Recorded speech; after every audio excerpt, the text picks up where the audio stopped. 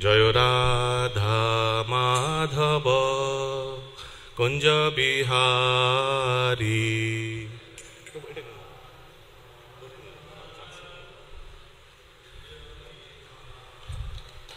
জয় রাধা মাধব কুঞ্জ বিহারী।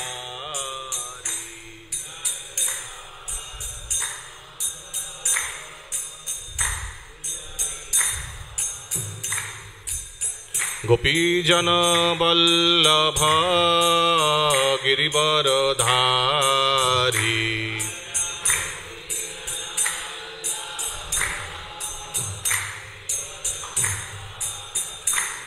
জয় গোপীজন বল্লভ গিরিবরধারী।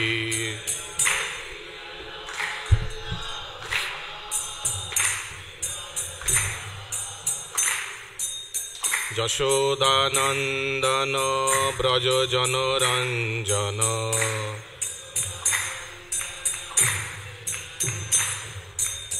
যশোদানন্দন ব্রজ জনরঞ্জন।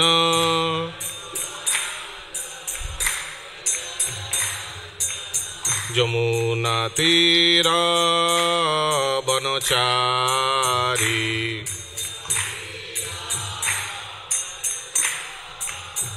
যমুনা তীর বনচারী।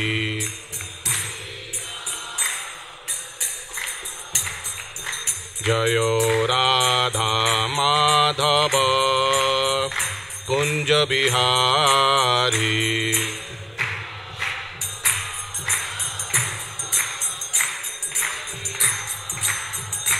জয় গোপীজন বল্লভ গিরিবরধারী।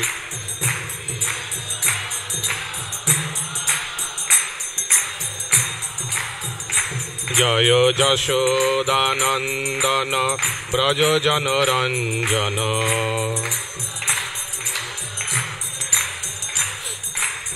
যমুনা তীর বনচারী।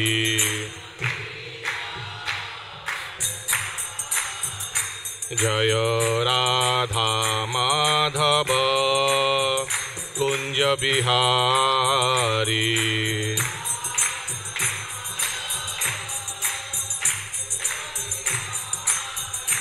জয় রাধা মাধব কুঞ্জ বিহারী।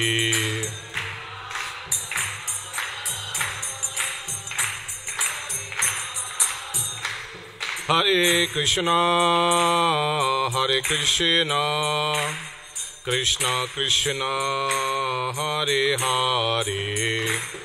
হরে Ram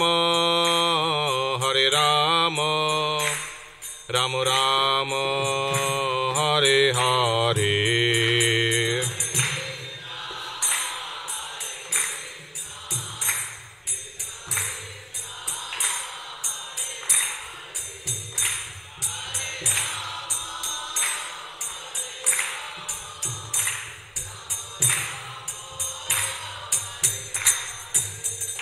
Hare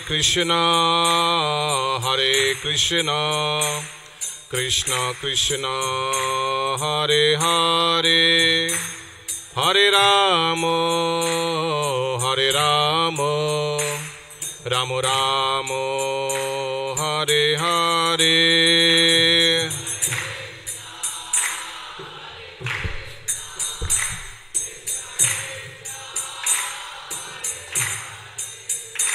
Hare Ram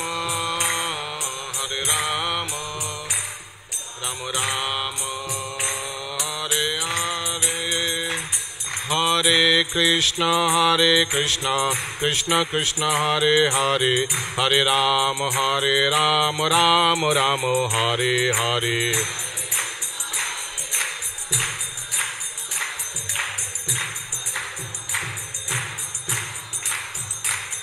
Hare Krishna, Krishna Krishna, Hare Hare, Hare Ram, Ram Ram, Hare Hare.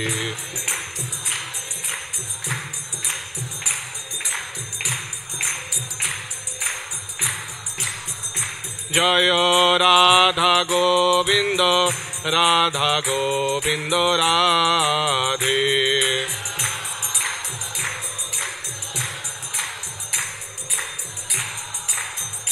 Jaya Gora Nataraj, Jaya Gora Nataraj, Gora Nataraj, Jaya Gora Nataraj.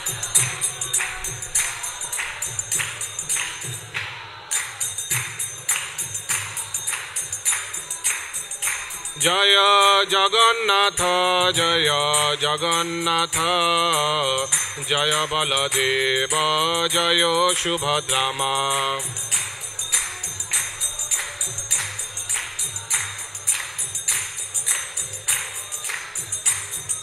Jaya Jaya Prabhupada, Prabhupada, Prabhupada, Jaya Jaya Prabhupada.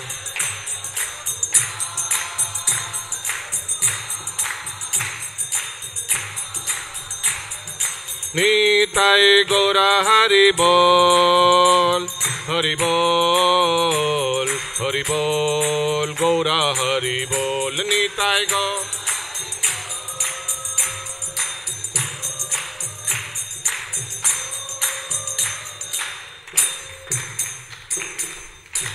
हरिनाम संकीर्तन की जय। जयं विष्णुपाद परमहंस परिव्राजकाचार्य अष्टोत्तर शतशी श्रीमद अभय चरणारविंदो भक्ति वेदांत स्वामी शिला प्रभुपाद की जय। ISKCON BBT संस्थापक आचार्य जगत गुरु शिला प्रभुपाद की जय। समवेत गौर भक्त वृंद की जय। ग्रंथराज श्रीमद् भागवतम की जय। गौर प्रेमानंदे हरि हरि बोल।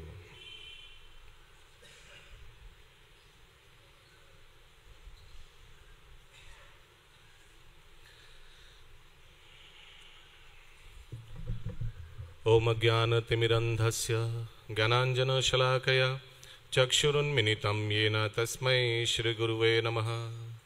श्रीचैतन्यमनोभीष्टं स्थापितं येन भूतले स्वयं रूपा कदा मह्यं ददाति स्वपदान्तिकं।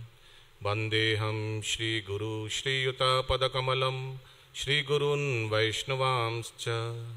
श्रीरूपं साग्रजातं सहगना रघुनाथं वितं तं सजीवं साद्वैतं सावधूतं परिजनसहितं कृष्णचैतन्यदेवं श्रीराधा कृष्णपादान् सहगना ललिता श्रीविशाखान्वितांश्च च। नमो विष्णुपादाय कृष्णप्रेष्ठाय भूतले श्रीमते भक्तिवेदान्त स्वामिनिति नामिने। नमस्ते सारस्वते देवे गौरवाणी प्रचारिणे निर्विशेष शून्यवादी पाश्चात्यदेशतारिणे। नमो महावदन्नाय कृष्ण प्रेम प्रदायते कृष्णाय कृष्ण चैतन्य नाम्ने गौरतृषे नमः। हे कृष्ण करुणा सिंधु दीनबंधु जगत्पते गोपेशा गोपिका कांतो राधा कांतो नमस्तुते। तप्त कांचन गौरांगी श्री राधे वृंदावनेश्वरी वृषभानुसुते देवी प्रणमामि हरिप्रिये। नीलाचल निवासाय नित्याय परमात्मने बलभद्र सुभद्राभ्यां श्री जगन्नाथाय ते नमः। जय श्री कृष्ण चैतन्य प्रभु नित्यानंद श्री अद्वैत गदाधर शिवासादि श्री गौर भक्त वृंद। हरे कृष्णा कृष्णा कृष्णा हरे हरे, हरे राम राम राम हरे हरे।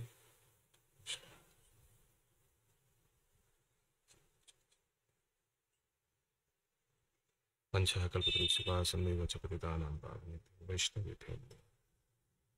हरे कृष्ण। ओम नमो भगवते वासुदेवाय।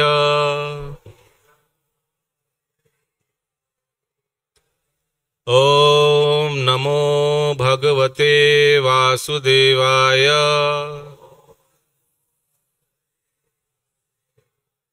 ओम नमो भगवते वासुदेवाय।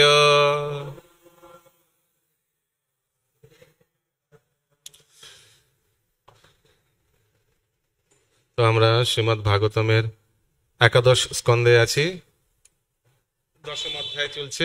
আজকে আমরা শ্লোক সংখ্যা 21 আলোচনা করব।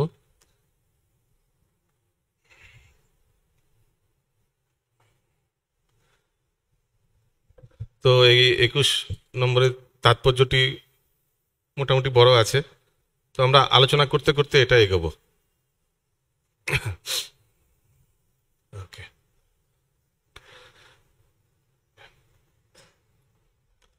21 নম্বর শ্লোক।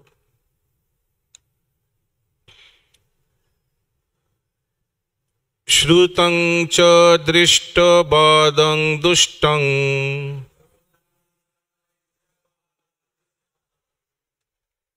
স্পর্ধা সূয়াতয় বয়ৈ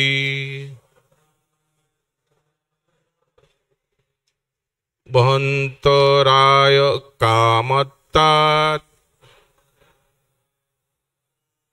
কৃষিব চাপি নিষ্ফলম।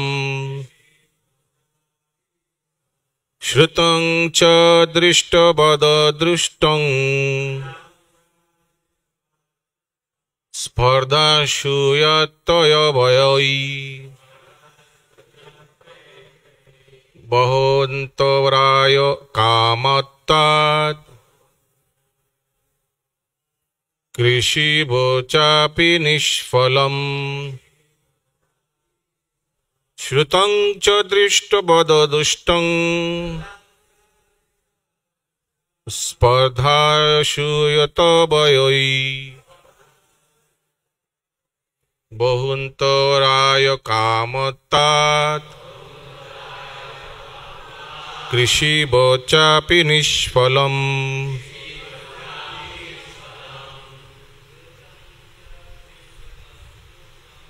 শ্রুতং চ দুষ্টবদ দুষ্টং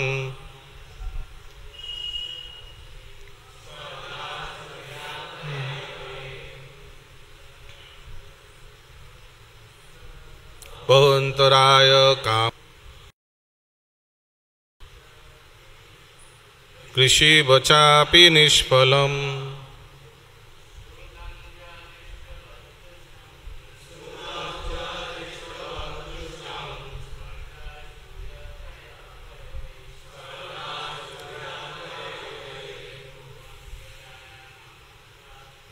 বহন্তরায় কামত্তাৎ কৃষিব চাপি নিষ্ফলম। শ্রুতং চ দৃষ্টবদ্দিষ্টং স্পর্ধা সূয়াতয় বয়ৈ বহন্তরায় কামত্তাৎ কৃষিব চাপি নিষ্ফলম। শ্রুয়ন্তং চ দুষ্টবদ্দুষ্টং স্পর্ধা সূয়াতয় বয়ৈ বহন্তরায় কামত্তাৎ কৃষিব চাপি নিষ্ফলম। শ্রুতং চ দুষ্টবদ্দুষ্টং স্পর্ধা সূয়াতয় বয়ৈ বহন্তরায় কামত্তাৎ কৃষিব চাপি নিষ্ফলম। মাতাজি,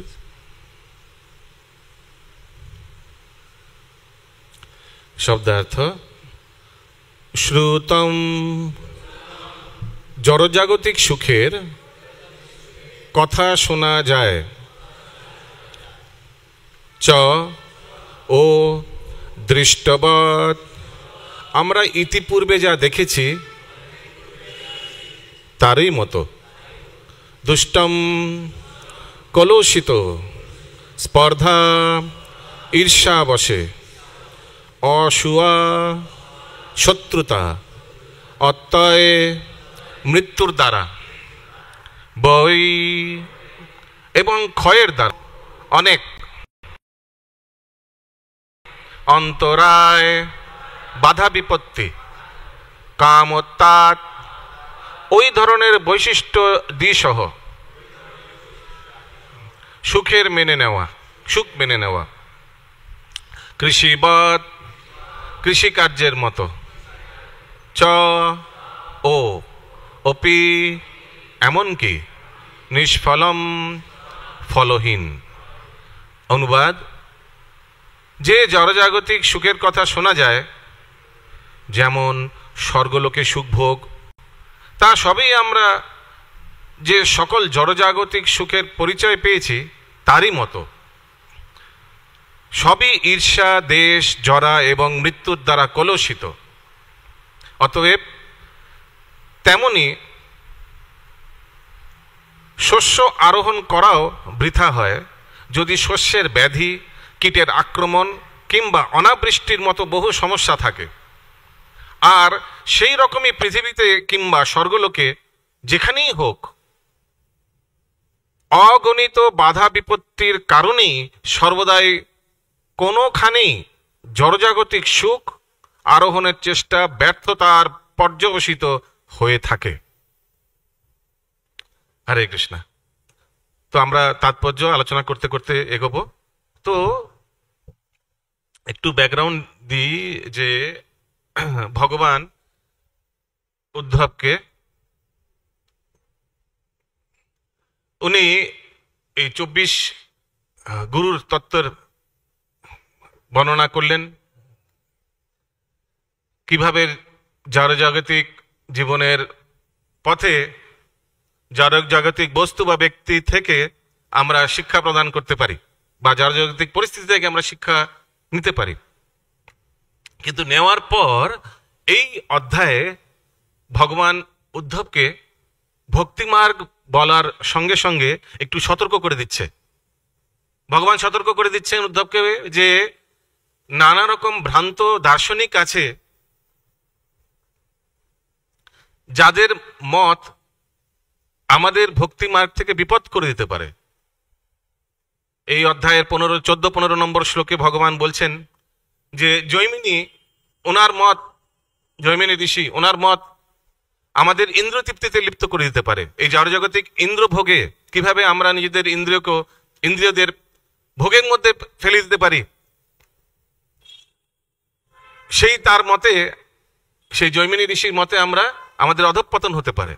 ভগবান সতর্ক করে দিচ্ছেন উদ্ধবকে। আর এই শ্লোকে আমরা দেখতে পাচ্ছি ভগবান বলছেন যে যদিও এই পুণ্য ফল অর্জন করার ফলে কোনো সাধু ব্যক্তি যদি স্বর্গলোক ভোগও করেন, স্বর্গলোকে যদি ওনার ঊর্ধ্বগতিও হয়, তা সত্ত্বেও স্বর্গলোকের যে ঐশ্বর্য তা বিশেষ কিছু তফাৎ নেই কিন্তু আমাদের এই জড়জাগতিক ঐশ্বর্যর থেকে, শুধু একটু বড় মাত্রায় রয়েছে, কিন্তু ওখানেও কিন্তু বাধা বিপত্তি রয়েছে। এই অনুবাদে আমরা দেখতে পাচ্ছি ভগবান বলছেন যে সবই ঈর্ষা, দেশ, জরা এবং মৃত্যুর দ্বারা কলুষিত। সেখানেও মানে স্বর্গলোকেও যদি সুখভোগ হয়, সেখানেও এইসব বাধা বিপত্তি আসে। ঠিক যেমন জড়জগতে যখন কোনো ব্যক্তি সুখ ভোগ করে, ওনার ক্ষেত্রেও এইসব বাধা বিপত্তি আসে। ঈর্ষা, দেশ, জরা এবং মৃত্যুর দ্বারা কলুষিত। জড়জগতে খুব পরিশ্রমের দ্বারা যদি কোনো ব্যক্তি ধন অর্জন করে, খুব ধনী ব্যক্তিও হয়ে যায়, তার কিন্তু অনেক এসব বাধা বিপত্তি থাকে। তার আত্মীয় স্বজনরা তাকে ঈর্ষা করে, তাকে দ্বেষ করে, সে সবসময় ভয়ে থাকে। সম্পর্কের যারা নিকটবর্তী সম্পর্ক তাদেরকে সবসময় সন্দেহ করে, মনে হয় যে ইনি আমার সঙ্গে এই জন্য সম্পর্ক গঠিত করছে, আমার যে ধন সম্পদ আছে সে কিছু চায়। সবসময় এই জিনিসটা মনে আসে সারাক্ষণ। সবসময় ইনসিকিউরিটি বাংলায় অনিশ্চয়তা না, ইনসিকিউরিটি থাকে, অসুরক্ষা। ঠিক যেমন স্বর্গলোকেও বড় বড় দেবী দেবতা, তাদেরও একটা ইনসিকিউরিটি থেকে থাকে। ইন্দ্রের যেমন দেবরাজ ইন্দ্র সবসময় ইনসিকিউর থাকে, যখনই উনি দেখেন কেউ অশ্বমেধ যজ্ঞ করছে শুরু করছে, তখনই কাউন্টিং করতে শুরু করে দেয় কটা হলো। কারণ কি, 100টা হয়ে গেলে আমার পদ সেই ব্যক্তি নেয়ার উপযুক্ত হয়ে যাবে। আর আমরা দেখতে পাই যে কতবার ইন্দ্রের মতো দেবরাজ তাকেও ঘোড়া চুরি করতে হয়। এইভাবে মানে কোনো এক সাধু ব্যক্তি তপস্যা করছে বা যজ্ঞ করছে, গিয়ে তার ঘোড়াটা চুরি করে নিতে হয়। কেন? কারণ কি, না হলে তার পদে, তার যে পদ সেটা বিপদ হতে পারে, সেই পদে বিপদ হতে পারে। তো এটা দেখা যায় যে এত কিছু করার পরেও অসুররাও তপস্যার দ্বারা, হ্যাঁ সাধুরা না, অসুররাও তপস্যার দ্বারা সেই দেবদেবীর পদ অতিক্রম করে ফেলে।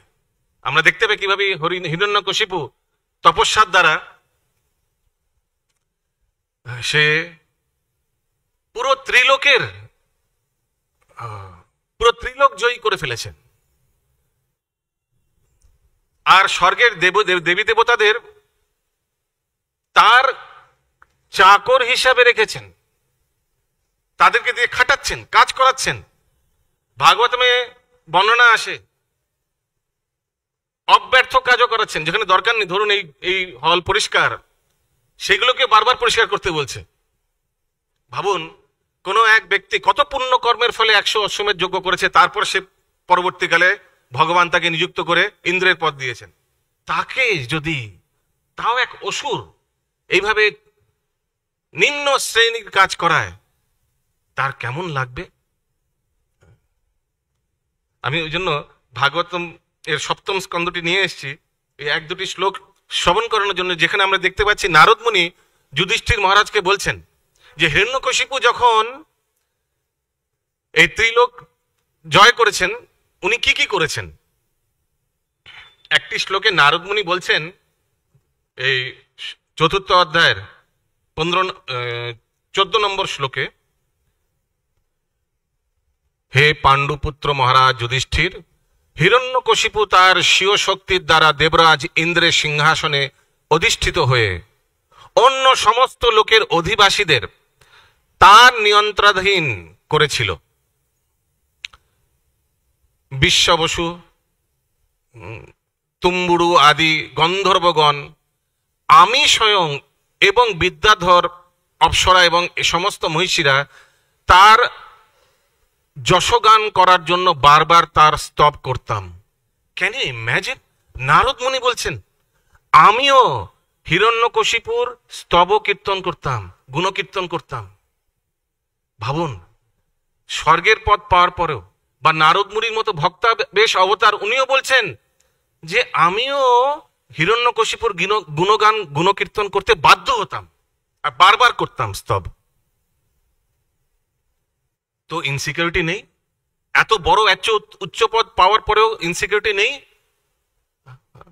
বিদ্যাধর লোক আর উচ্চ পদের যারা উচ্চ লোকের বাসীরা, তারা তো অনেক তপস্যা করার পরেই সেই লোক প্রাপ্ত হয়েছে। কিন্তু হওয়ার ফলে কি লাভ হয়েছে? কি তফাৎ আমাদের এই মর্তলোকের ঐশ্বর্য ভোগ করার পর যে বাধা, আর স্বর্গলোকের ঐশ্বর্য ভোগ করার পর যে বাধা, কোনো তফাৎ নেই। সেটাই এখানে ভগবান উদ্ধবকে বলতে চাইছেন, বোঝাতে চাইছেন যে এই জন্য এই জৈমিনী আদি এই ভুলভ্রান্ত তত্ত্বের ফাঁদে পড়ো না। আমরা পরবর্তী, আজকে সময় থাকলে আমরা ভক্তি বিনোদ ঠাকুরের এক সুন্দর ভজনে আমরা দেখতে পাবো কিভাবে শিল ভক্তি বিনোদ ঠাকুর বলছেন, পরম বিপাকে পরিণু, এই মানে এক তো অনেক যন্ত্রণা, অনেক বিপদে এই জড়জগতে এসছি, আসার পরেও কত দুঃখ কষ্ট ভোগ করছি, আর কত ভুল ভ্রান্ত এই তত্ত্ব পুরো ছড়িয়ে আছে এই জড়জগতে। কত লোক আমরা দেখতে পাচ্ছি এসবের ফাঁদে পড়ে আছে। আমরা জানি, জয় শ্রী শ্রী রাধা গোবিন্দ দেব শিবন মহাপ্রভু জগন্নাথ বলরাম সুভদ্রা মহারানী কি জয়, গুরু পরম্পরা কি জয়।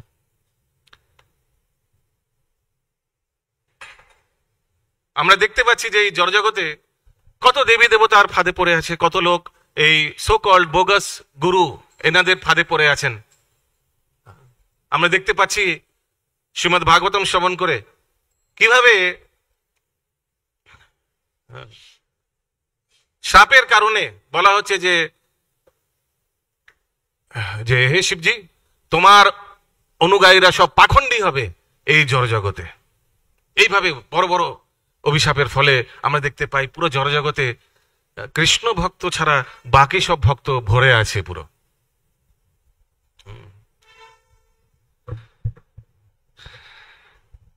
তাৎপর্যে আমরা প্রবেশ করছি।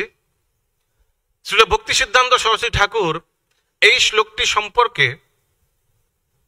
নিম্নরূপ মন্তব্য করেছেন। সাধারণত বিশেষ কোনো বাধা বিপত্তি না থাকলে কৃষিকার্যের প্রচেষ্টায় ফল লাভ করা যায়, কৃষিকার্যে এগ্রিকালচারে ফল লাভ করা যায়। অবশ্য যদি বীজের মধ্যেই কোনো দোষ থাকে, কিংবা জমি মাটি খুব বেশি নোনা কিংবা অনুর্বর হয়, অথবা যদি অনাবৃষ্টি, মরক, মরক মানে প্লেগ,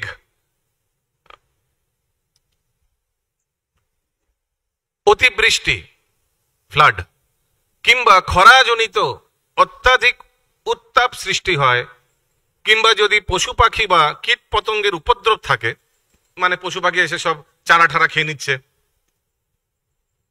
তাহলে কৃষিকার্যের আশানুরূপ সফল লাভ হয় না।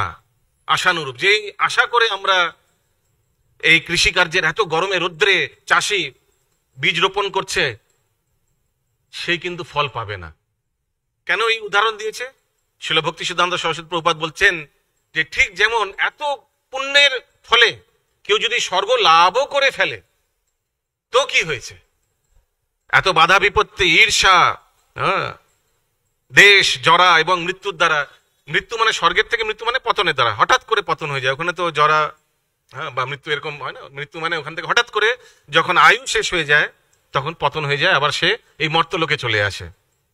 তো এই সব কিন্তু সেখানেও আছে, আর বড় প্রকারে আছে। তো আগে বলছেন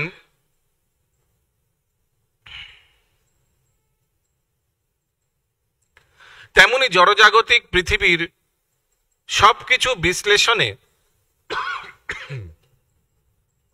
অভিজ্ঞ ব্যক্তিরা লক্ষ্য করেছেন যে বৈদিক শাস্ত্রাদিতে স্বর্গীয় পরিবেশের যে বর্ণনা দেওয়া হয়েছে তা সবই মূলত পৃথিবীর জীবনধারা থেকে পৃথক নয়, বেশি তফাৎ নেই। বদ্ধ জীবগণের মধ্যে মেলামেশার ফলে অবধারিতভাবে ঈর্ষা দ্বন্দ্বের সৃষ্টি হবেই। যেহেতু একজন শ্রেষ্ঠতার শিখরে উন্নীত হয়ে মর্যাদা সম্পন্ন হলে এবং অন্যজন হীনমন্য হলে এমন পরিবেশ সৃষ্টি হয়ে থাকে, কেউ শ্রেষ্ঠ আর কেউ নিম্ন। তো এরকম পরিস্থিতি তো হয়ে আছে। ভাবুন না, যদি কেউ খুব পরিশ্রম করে ধনী ব্যক্তিও হয়ে যায়, সে তো আশেপাশের নিম্ন ব্যক্তির ওপরে, মানে যারা গরিব তাদের ওপর এসব তাদের মধ্যে হয়েই থাকবে। নিম্ন ব্যক্তি ধনী ব্যক্তিকে, যারা গরিব ব্যক্তি সে ধনী ব্যক্তিকে ঈর্ষা করবে, দ্বেষ করবে। ধনী ব্যক্তি গরিব ব্যক্তিকে শোষণ করার চেষ্টা করবে। So this things will happen, এগুলো হতে অনিবার্য। তাহলে এইসব ইন্দ্রতৃপ্তির জন্য এত কষ্ট করার কি প্রয়োজন?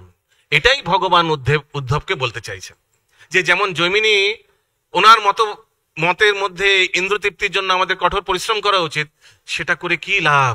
কারণ কি সেটা করেও তো এই জিনিসগুলো থাকবে। কালের প্রভাবে এই সকল মর্যাদা বিপরীত মুখী হয়ে যায়, এই সকল মর্যাদা বিপরীত মুখী হয়ে যায়। বড় বড় আমরা দেখতে পাই ধনী ব্যক্তি, বড় বড় শক্তিশালী ব্যক্তি, কালক্রমে তারা বিপরীত পরিস্থিতি লাভ করেছেন। এই প্রসঙ্গে সেই অনেক বছর আগে খুব বিখ্যাত বক্সিং চ্যাম্পিয়নের কথা মনে পড়ে, Mohammad Ali.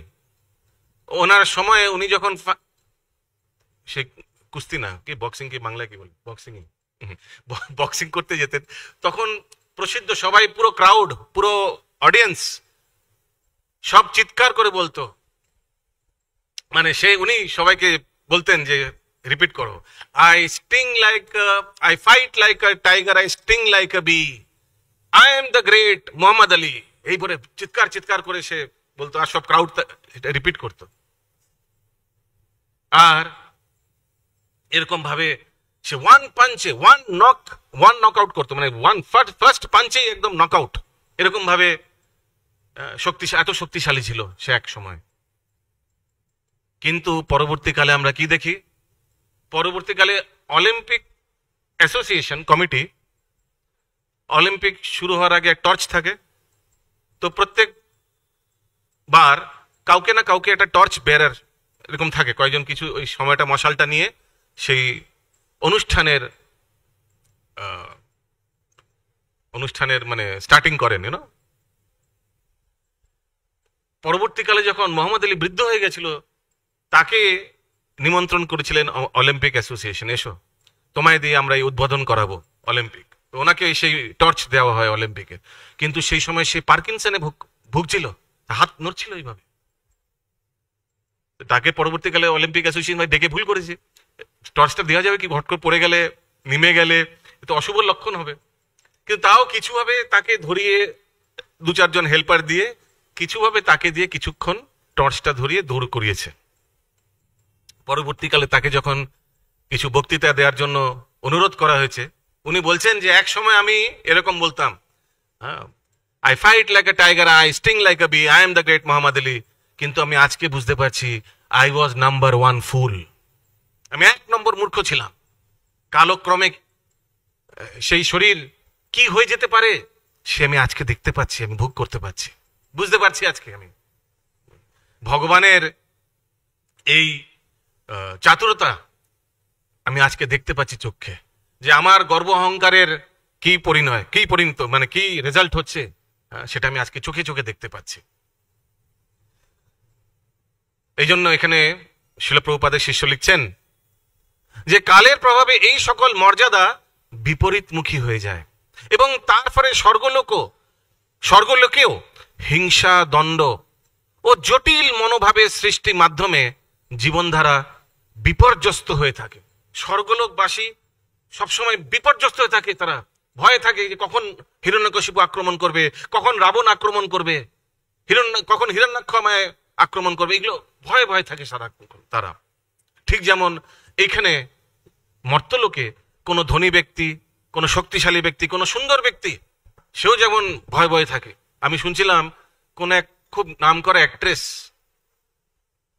I don't remember কি মধুবালা না কোন অ্যাক্ট্রেস, যখন সে দেখতে পেলো যে তার মার্লিন মনরো, তার যখন গালে একটু রিঙ্কেল এসছে, রিঙ্কেল মানে কি বাংলা কি বলবো, রিঙ্কেল ভাঁজ, বৃদ্ধ অবস্থায় যেমন ভাঁজ হয়, প্রথম যখন সে রিঙ্কেল দেখলো, এরপরে সে ঘরে বসে থাকলো, আর ঘর থেকে বেরোলেন না উনি আজীবন।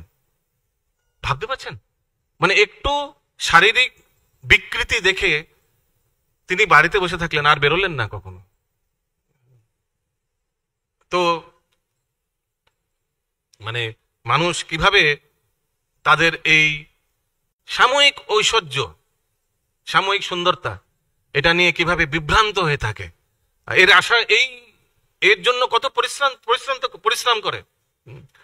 কেউ একজন বলছে, রাধেশ্যাম প্রভুর লেকচারে শুনছিলাম যে কোনো এক ব্যক্তি, উনি হাস্যকর ভাবে বলছিলেন যে কোনো এক মহিলা খুব পরিশ্রম করে, অনেক কষ্ট করে টাকা সঞ্চয় করে,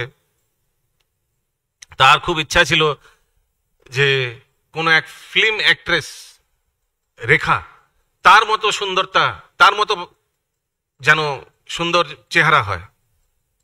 তো 30-40 বছর কঠোর পরিশ্রম করার পর যা সঞ্চয় করেছিল, সেই ধন নিয়ে কোনো এক প্লাস্টিক সার্জনের কাছে গিয়ে বললেন যে আমায় ফটোটা দেখে ঠিক এনার মতো আমায় চেহারাটা করে দিন। ঠিক আছে, নো প্রবলেম, পারবেন? হ্যাঁ পারবো। তো 1-2 দিন খুব কঠিন সেই সার্জারির পর সত্যি সত্যি সেই ডক্টর, প্লাস্টিক সার্জন ওরকমই চেহারা করে দিয়েছে, একদম রেখার মতো। তো সেই মহিলা খুব প্রসন্ন, এত সুন্দর তার মনের ইচ্ছা এত বছর পর পূর্ণ হয়েছে। হ্যাঁ, খুব খুশি খুশি সে হসপিটাল থেকে নামলেন, নেমে রাস্তা ক্রস করে গাড়ি ধরবেন। রাস্তা ক্রস করতে গেছে, একটি ট্রাক এসে তাকে মেরে দিয়েছে। পরবর্তীকালে তাকে তার কর্মফল অনুযায়ী তাকে যমলোকে নিয়ে যাওয়া হয়েছে। হয়তো তার কর্ম ভালো ছিল না।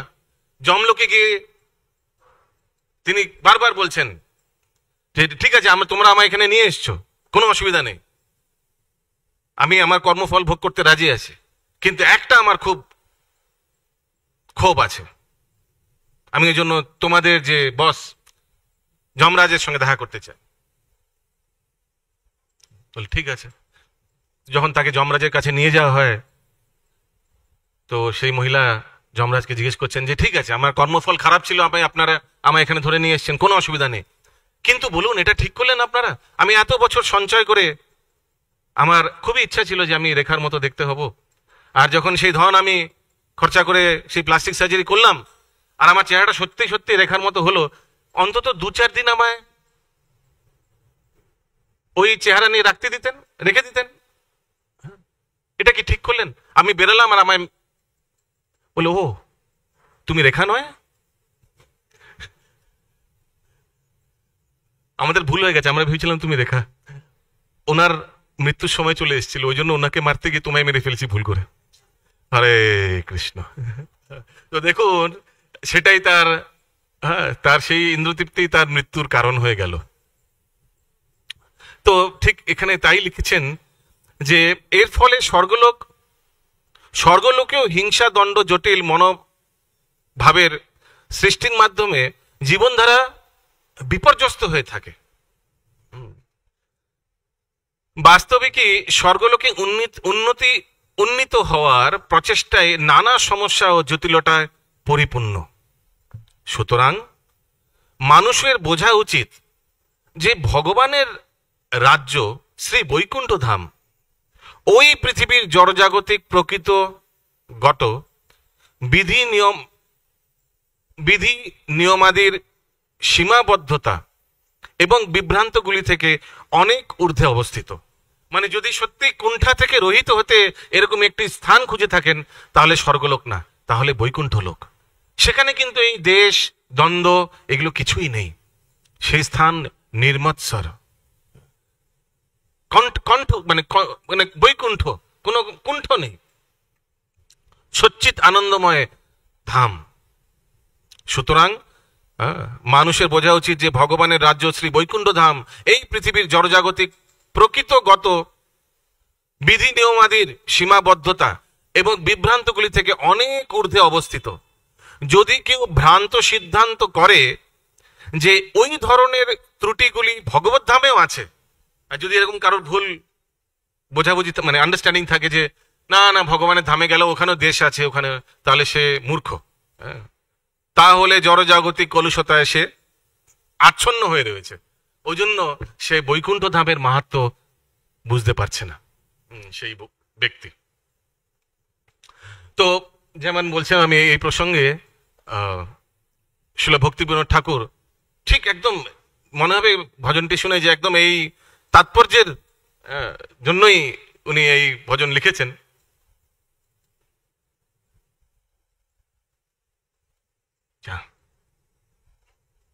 তো আমরা একটু ভজনটির একটু অর্থ আলোচনা করব।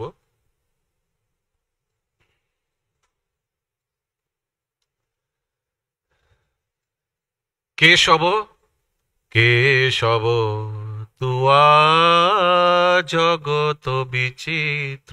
উনি বলছেন যে হে ভগবান কেশব, আপনার এই জগৎ বিচিত্র কেন? কর্ম বিপাকে ভববন ভ্রমণী পেখনু রঙ্গু রহু বিচিত্র। আমার এই কর্মফল ভোগ করার জন্য এই ভববনে, এই এই জড়জগতের বনে আমি ভ্রমণ করতেই থাকছি 84 লক্ষ জনের মধ্যে, কষ্ট পেতেই থাকছি। পেখনু রঙ্গরহু চিত্র, নানা রকমের দুঃখ কষ্ট ভোগ করছি। তুয়া পদ বিস্মৃতি আর জড় যন্ত্রণা ক্লেশ দহনে দহি যায়। আপনাকে ভুলে, আপনার চরণ, আপনার কৃপা সব ভুলে আমি এই জড়জগতে কষ্ট ভোগ করছি। আর তার উপর এই আলাদা আলাদা সিদ্ধান্তে এর মধ্যে আমি ফেসে গেছি। যেমন এই নকল কপিল মুনি, নকল আসল আসল ভগবানের অবতার, এই নকল কপিল এনার তত্ত্বে। তো আমরা এই জড়জগতেও এই ভুল ভ্রান্ত এক কপিল মুনি আছেন, যার শিক্ষা একদম ব্যক্তিকে একদম পুরো এই জড়জগতের স্তরে রেখে দেয়। তো অনেক লোক ভুল করে ভাবেন যে ইনি হচ্ছেন সেই কপিল দেব, ভগবানের অবতার, কিন্তু সে না। একই নাম, কিন্তু ওনারও আবার ফিলোসফিটাও একই নাম, সাংখ্য দর্শন, কিন্তু ওটা ভ্রান্ত সাংখ্য দর্শন। তো এরকম ভুল তত্ত্ব সাধুরা ভর্তি। পতঞ্জলি যেই তত্ত্ব দিয়ে আমরা আমাদের শরীরকে একটু ঠিক মতো রাখতে পারি, কিন্তু জন্ম মৃত্যু জরার ব্যাধির এই চক্র থেকে আমরা নিজেদের বাঁচাতে পারবো না। বা গৌতম, এখানে গৌতম বলতে ভগবানের অবতার বুদ্ধ দেবকে বলা হচ্ছে। তো আমরা জানি যে বুদ্ধদেব সাক্ষাৎ ভগবানের অবতার, কিন্তু ওনার যে শিক্ষা সেটা আমরা গ্রহণ করি না। কেন? কারণ কি, উনি অবতার নিয়েছিলেন ওই সময়ের পরিস্থিতিকে রক্ষা করার জন্য। ওই সময় ব্রাহ্মণেরা যেভাবে বেদের আশ্রয় নিয়ে পশু হত্যা করছিলেন, সেই পরিস্থিতিকে বাঁচানো রক্ষা করার জন্য ভগবান বৌদ্ধ অবতারে আসেন এবং বেদ শাস্ত্রকে না আশ্রয় করার প্রচার করেন।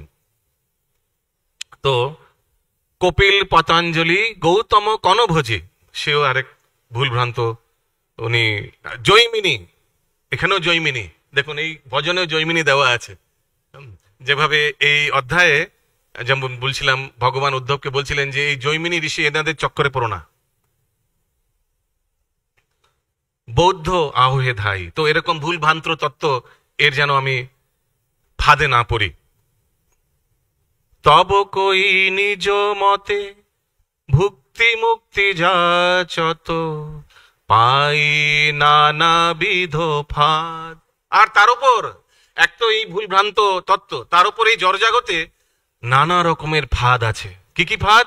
ভুক্তির ফাঁদ, মুক্তির ফাঁদ, কর্মের ফাঁদ। হ্যাঁ, কেউ মুক্তিগামী হয়ে যায় এই জড়জগতে এসে, ভাবে মুক্তিই শ্রেষ্ঠ। কেউ ভোগের পড়ে থাকে, অধিকাংশ তো ভোগেই পড়ে থাকে। আর কেউ ভাবে যে এই জ্ঞান অর্জন করাই হচ্ছে আমাদের জীবনের মূল উপলক্ষ। এরকম ভুল ভ্রান্ত ফাঁদে আমরা পড়ে যাই। ওই জন্যই বলছেন লেখক ভক্তিবিনোদ ঠাকুর, শিল ভক্তিবিনোদ ঠাকুর বলছেন যে হে প্রভু কেশব, তোমার জগৎ বিচিত্র, কত নানা রকম পুরো একদম হোলসেল ফাঁদ পুরো বানানো রয়েছে। কিভাবে এই জড়জগৎ থেকে মুক্ত হবে জীব? কিন্তু পরবর্তী চতুর্থ প্যারাগ্রাফে উনি উপায়ও বলে দিয়েছেন। শোষুক বঞ্চব তুয়া ভক্তি বহির্মুখ, ঘাটো এ বিষম পরা। চতুর্থ প্যারাগ্রাফে উনি বলছেন, বৈষ্ণব বঞ্চনে ভট শেষবু, নিরমিল বিবিধ পশা, দণ্ডবত দূরত ভক্তি বিনোদ ভেলো, ভকত চরণ করিসা। একমাত্র বৈষ্ণব ভক্তদের চরণ, এটি একমাত্র গতি। তাদের কৃপা, তাদের লহমাত্র সাধু সঙ্গ সর্বসিদ্ধি হয়। তাদের একমাত্র আশ্রয়ে এই জড়জগৎ থেকে জীব উদ্ধার হতে পারে, এই দুঃখ কষ্ট, এই ভ্রান্ত জগৎ থেকে জীব উদ্ধার হতে পারে। ওই জন্য আমাদের মনে রাখা উচিত যে এই ব্রহ্মাণ্ডে ভ্রমণ করতে করতে জীব শুধু এক প্রকারের ব্যক্তিকে খুঁজে বেড়ায়। কিভাবে আমরা ইসকনের ভক্তের সংস্পর্শে আসব? কারণ কি সেই একমাত্র রাস্তা নিজেকে এই জড়জগতের বন্ধন থেকে মুক্ত করার। আর কোনো উপায় নেই, একমাত্র আশ্রয় বৈষ্ণব ভক্তদের চরণ। So we have some time, we can do this bhajan.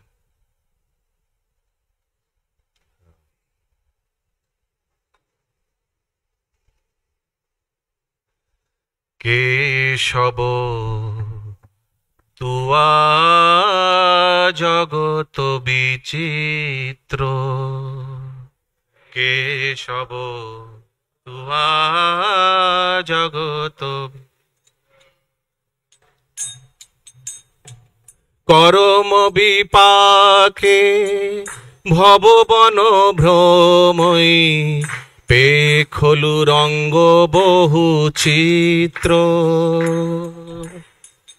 করম বিপা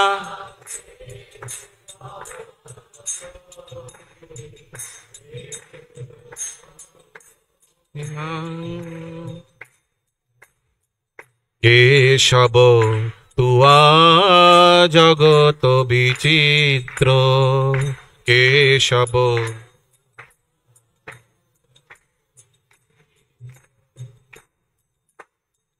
তুয়া পদ বিস্মৃতি আরো জর যন্ত্রণা, ক্লেশ দহনে দহি যায়।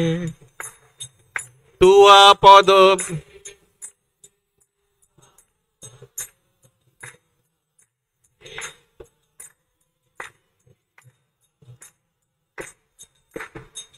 কপিল পতঞ্জলি গৌতম কন ভোজি, জৈমিনী বৌদ্ধ আউ এধা।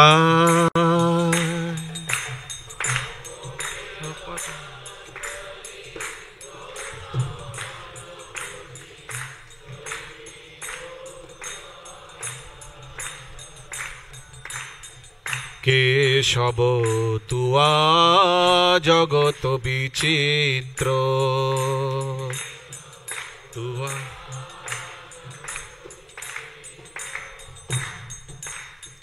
তব কই নিজ মতে ভুক্তি মুক্তি যাচত, পাতই নানাবিধ ফান।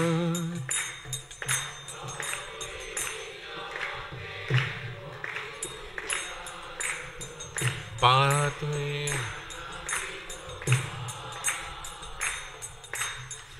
শ্বশুরর বঞ্চক তুয়া ভক্তি বহির্মুখ, ঘটয় বিষম পরা।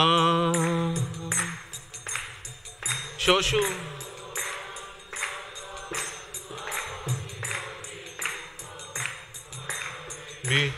পরমা,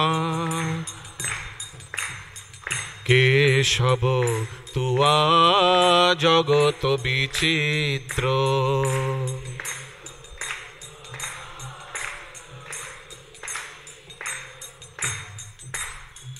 বই মুখ বঞ্চনে ভট শোষবু, নিরমিল বিবিধ পসার।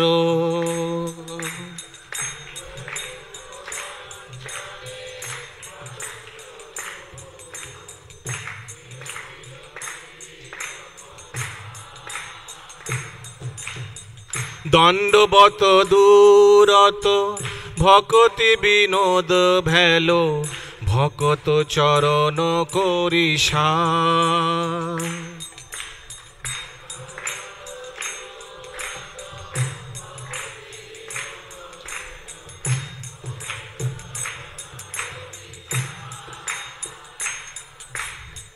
কেশব তুয়া জগত বিচিত্র, Tuya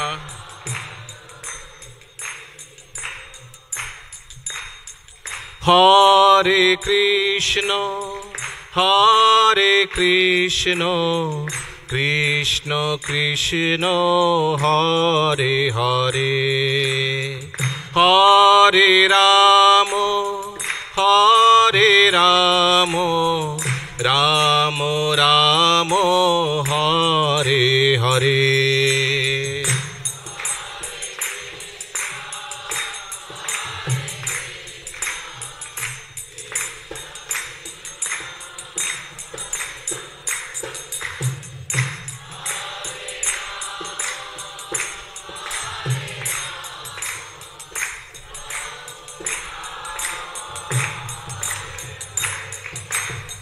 Hare Krishna, Hare Krishna, Krishna Krishna, Hare Hare, Hare Rama, Hare Rama, Rama Rama, Hare Hare.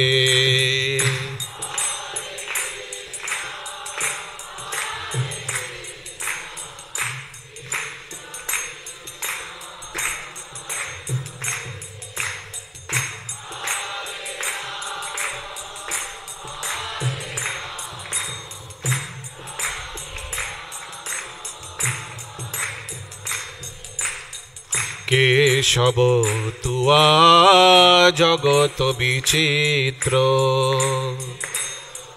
Tuya Keshab Tuya জগত বিচিত্র, তুয়া জগত বিচিত্র। श्रील भक्ति विनोद ठाकुर की जय, श्रील प्रभुपाद की जय, ग्रंथराज श्रीमद् भागवतम की जय, समवेत गौर भक्त वृंद की जय, गौर प्रेमानंदे हरि हरि बोल। हरे कृष्ण। कारो यदि कोनो प्रश्न थाके, कोनो मंतब्य थाके, any question, any comment? Granthraj Shrimad Bhagavatam की जय, श्रील प्रभुपाद की जय, श्रील प्रभुपाद।